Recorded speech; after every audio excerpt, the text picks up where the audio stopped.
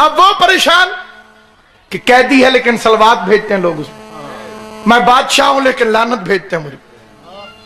उसने एक फाहिशा औरत बुलवाई ताकि उसके जरिए इमाम पर इल्जाम लगा। शायद शैतान ने अपने मुरीदों को यह समझाया हुआ कि आले मोहम्मद का मुकाबला करना हो तो किसी औरत का सहारा जरूर लेते हैं।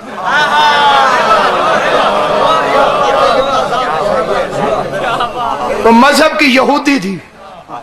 यहूदी मजहब की होने का क्या मतलब? खैबर की डसी हुई जख्मी नागन। तो यहूदियों का जितना नुकसान अबू तालिब के बेटे ने किया इतना तो किसी ने नहीं किया। अब मेरी मजबूरी है बाकी तबादला तबस्सुम के आगे बढ़े ही नहीं। 39 दिन जंग और फर्स्ट एड की भी जरूरत ना हो, छोटा सा प्लस्टर भी किसी को ना लगे। यहूदियों का बादशाह कत्ल किया अबू तालिब के शेर बबरर ने। उनके दिल में बदला अली से। मजहब की यहूदी, किरदार की फाहिशा। उसका मैं क्या करूं? उसका मैं तुझे छोड़ दूंगा जिंदान, सुबह मैं दौरे पे आऊंगा जेल के, तूने शोर मचा देना, रोने लग जाना, तुझे बोलने की जरूरत नहीं, तेरे आंसुओं को लफ्जों का जामा मैं खुद पहना दूं। पैसा लेके यहूदी औरत चली। फिक्रे बदल देता हूं ताकि हर बंदे को समझ आ जाए। लश्कर हुस्न इस्मत के किले पर हमला करने के लिए चला। औरत चली के इल्जाम लगा दे और आए ततहीर की आवाज है, इल्जाम लग जाए तो मेरे नाजिल होने का फायदा क्या? मैं किस लिए नाजिल हुई? जिंदान का दरवाजा खुला और इमाम की कैद की कोठी में उसे बिठा दिया। रात के अंधेरे की बात थी। बादशाह पूछ रहा था बार बार, क्या किया क्या किया, कब पहुंचा दी।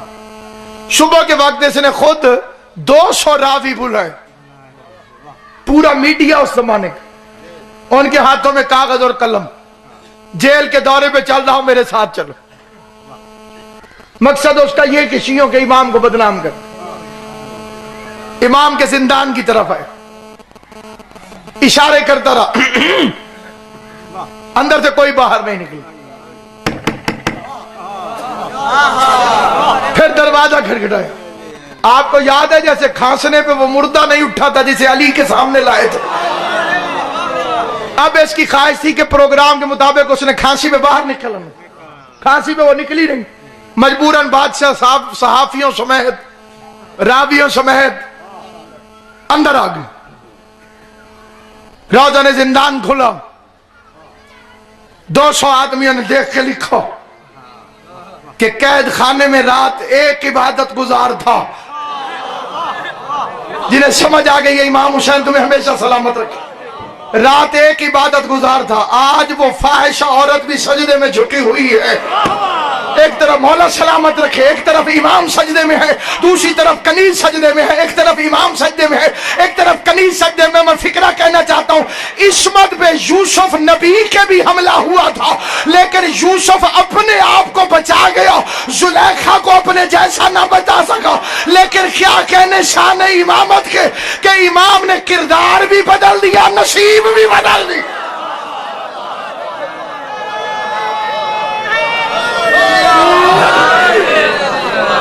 इनके दरवाजे पर नियत के साथ फाहशा भी है।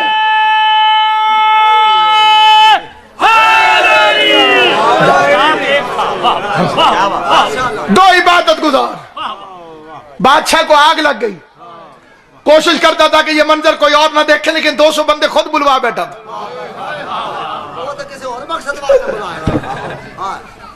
ये मौजज़ा भी खुदावन कभी दिखाता है कि आसमान पे थूको तो मुंह पे आता है। उसने औरत को बालों से पकड़ा और घसीटता हुआ चला। इतना बड़ा जाबिर बादशाह जिसके बालों में हाथ डाले और वो हो भी औरत, उसके पांव लड़खड़ाने चाहिए थे। लेकिन उस औरत के कदमों में इतना इत्मीनान था जैसे नफ्स मुतमइन्ना से जीने का सलीका सीखा।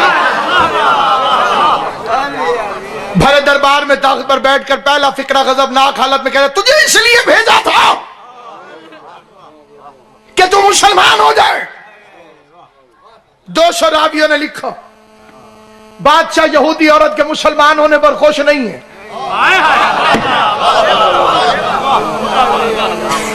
तारीख ने उसका मजहब लिखवा दिया कि यह यहूदी औरत के मुसलमान होने पर राजी नहीं। उसने अगला फिक्रा कहा, सन। औरत के मुंह से निकला हुआ सन दरबार में वो सन्नाटा कर गया जैसे लबे इजाज से कौन निकला।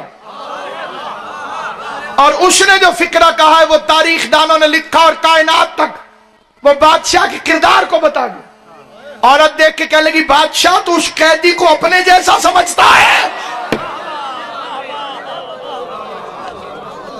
क्या? तू उसके किरदार को अपने जैसा समझता? मैं सारी रात अपनी आंखों से देखती रही। जब वो सज्दे में सर रख के कहता था या रब्बे, तो अर्श से जवाब आता था लब्बैक लब्बैक।